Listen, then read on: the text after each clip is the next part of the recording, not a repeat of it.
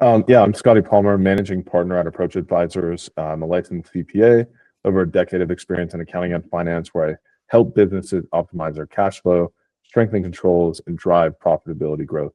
I translate complex financial data into clear, actionable plans. Yeah, the new approach scoreboard uses structured, trend-focused frameworks to evaluate the content strategies by breaking them down by performance into key categories like user adoption, retention growth, revenue impact, operation efficiencies, and customer feedback. So each category is then assigned specific metrics, like feature adoption rate or retention rates, and then each metric is weighed based on its importance to the overall business goals and business vision. So this approach ensures a pretty holistic analysis of the marketing content effectiveness. The scoreboard then delivers actionable recommendations by tying each metric's performance to a clear action plan, such as optimizing onboarding flows, adding feature demos, or addressing usability issues. And that helps enable the small businesses to make those data-driven improvements to their marketing strategy.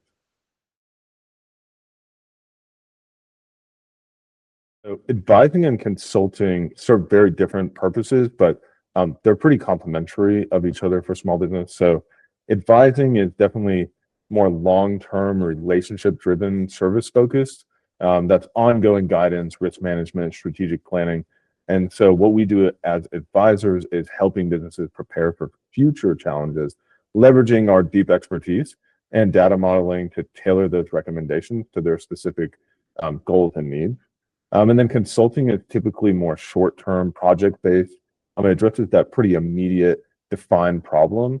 So our consultants, what we do as consultants is use those proven frameworks and models, adapting them to the client's current situation to deliver those quick, actionable results.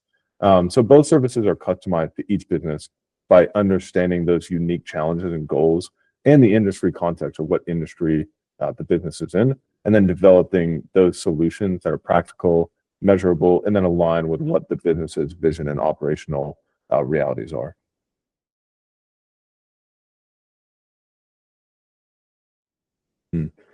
Yeah, so one of the tools we use is financial analysis of reports. So we take profit loss statements, balance sheets, cash flow statements, and then we use those to assess profitability, liquidity, and the overall financial health of the business. And then another tool we use is trend and ratio analysis. So these are tools for analyzing the financial trends over time, so revenue growth, expense patterns, and then we benchmark those key ratios like liquidity, solvency, current ratios against what industry standards are to identify what those strengths and weaknesses are.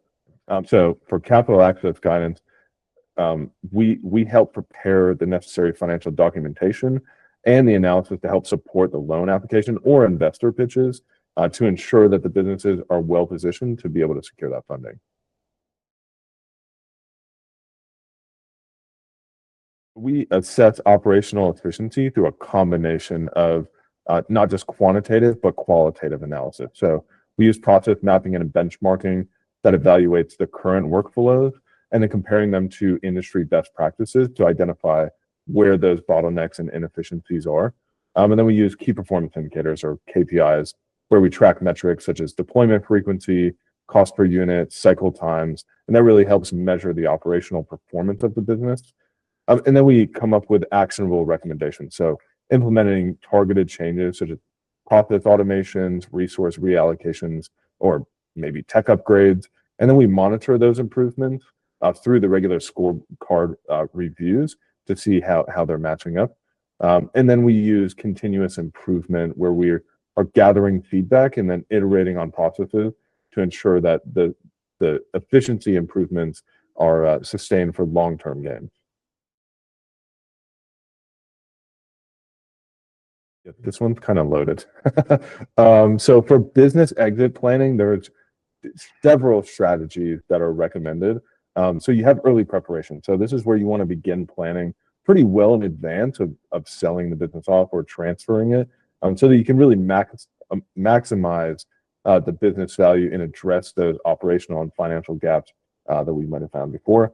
And then valuation and financial readiness, that's where we're conducting a thorough business valuation, possibly through a third party, and then ensuring the financial statements are in order so that we can present that clear, attractive picture to potential buyers or successors.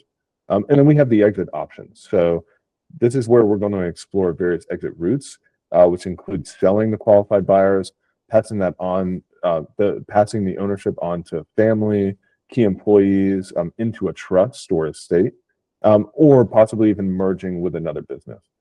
So then we have the succession planning.